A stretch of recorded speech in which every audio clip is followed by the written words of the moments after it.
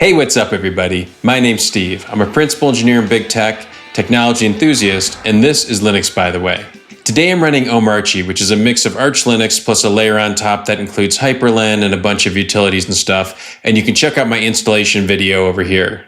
Getting my system configured for day-to-day use, the first thing I wanted to do is install the Node version manager and then install Claude Code. So the first thing I'm going to do is quickly install the Brave web browser. So go ahead and hit super enter here and do a yay-ss Brave, and that will search the Arch user repository and list all the packages that match that. So we see there's one here called Brave bin, and I'll do a yay-s Brave bin, and that will install and hit enter here for the defaults. And you can actually review all these files and make sure they look good to you. I've installed this about 200 times recently, and so I know it's good, but you can read all the source code, and it's very straightforward if you know Bash, for example, and it's a good learning opportunity also. Now it just wants a password, so we'll go ahead and enter that. And now we'll go ahead and start up the Brave web browser, so I'll type Brave here. And then for now, I'm just going to say classic blowfish and click OK here. I'm not going to put any passwords in this browser. It's just for browsing wikis. If you care about security, definitely set that up. And so here we are in Brave. And all we got to do is go to the upstream repository. So we're going to say Node version manager. And this is going to use the Brave search instead of Google. And we'll click there. And then we should just be able to paste in a snippet here to get started. And so here's a install script, and we'll just pull up a terminal next to this, Control-Shift-V to paste it in, and this is going to download the Node version manager. The Node version manager will let us manage multiple concurrent versions of Node, and that's really handy, especially if you're doing development and whatnot. In my case, I want to install the Claude CLI, and so I want to have a specific version of Node to do that, and then my projects might use other versions of Node.js. So after running the script too, you can take a look at bashrc, and you'll see right at the end of our bashrc, it's already added there. And if we want to just go ahead and get started, we just take these, middle click, do that, and now we can type NVM. And so with NVM, the next thing we want to do is actually install a version of Node.js. So I'll do NVM install -- LTS. And this is going to go ahead and download it and configure it. And our base install with Omarchy has all the build tools we need to already do this. And so this is going to go ahead and kick off. And now if I type node here, you can see I'm at 22.17.0. That looks good. And now we have Node.js install. That whole process was super fast, and it's also fast to create a web app. So if you did npx create next app at latest and just said Linux by the way, this is going to install the application to make the Next.js app and accept these defaults here.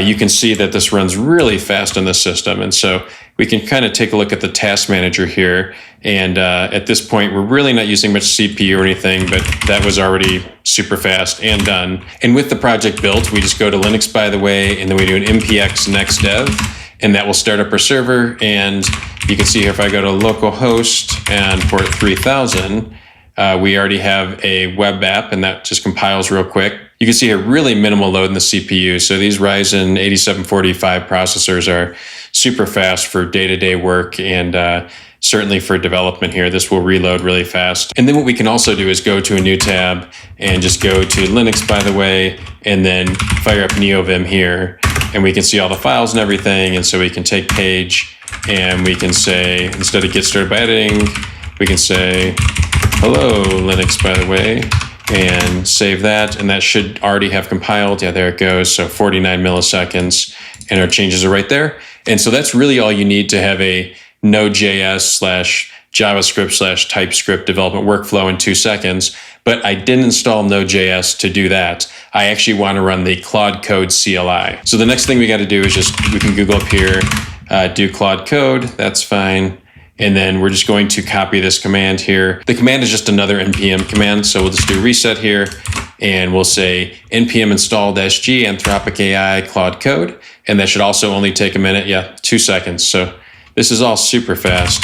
And then from there, we should be able to just run Claude. And then Claude will ask me to authenticate. So we say dark mode. That's good. Definitely always do dark mode. Super cool. And in this case, I'm going to use my Claude Code with subscription, and that's going to ask me to log in. It's going to say login successful. There we go. And Claude can make mistakes. We're going to use recommended settings. We are going to say yes, proceed. So a few things about running Claude Code. First, it runs as you. And that means if you have sudo access or whatever, well, so does it. and you can't always see all the commands it's running. But in experience, it's very trustworthy. So I think what I'm going to do is make a follow-up video to this where I show how to run it in a Docker container so that you can have it isolated and not mess up like your whole desktop and things like that. But in practice, that has not happened to me. However, the Docker workflow is really valuable for things like agents, where maybe you want to have multiple Claude codes, or maybe sometimes you want Gemini and sometimes you want Claude code. And if you put them in a container, that can be a very effective way to give them the freedom they need, but also allow it to be secure enough to be comfortable to run it. A lot of people see online that are making these AI apps and vibe coding. They're also adding a flag here. So you run Claude and you say dangerously skip permissions. And so that just means that you're going to tell Claude like it can do everything. It's named dangerously for a reason, but also it makes things way faster. So you have to make that trade-off on your own. I'm going to go ahead and run it here for YouTube. And so there we go. Now we're in Claude code. And so now what we can do here is say, make the homepage return tux the Linux penguin as ASCII art.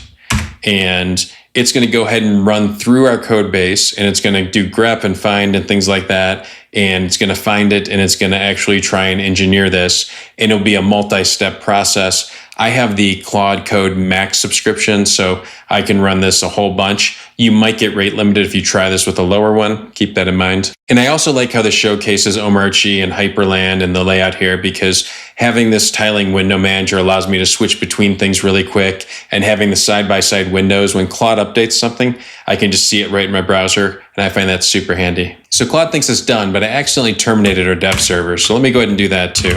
So we'll go to Linux, by the way, and do a npx next dev, and that should start up our dev server again. And let's hit reload here. And there we go. We have an ASCII tux, Linux, by the way.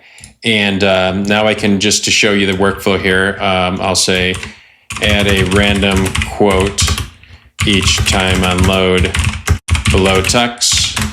And you can see why people really like the CLI/code tools, because you can get a really far way without even touching any of the code, which can be good for prototypes and things like that, or unblocking things. It's really handy and fast, and I've had good luck with it so far. And Claude is all done. It tells us what it did, and there's our random quote. And so if we hit reload here, yep, there we go. I don't always test my code, but when I do it in production. So I feel like Claude is making fun of us subtly, and it's warranted. We totally vibe coded that, and we skipped all the permissions. We deserve it. So let me know about all your workflows. Are you using Gemini or Claude Code or OpenAI's Codex or just Cursor? And are you doing it on Omarchy or a different setup? And do you have it already containerized so I can just make a video on it and not do that work?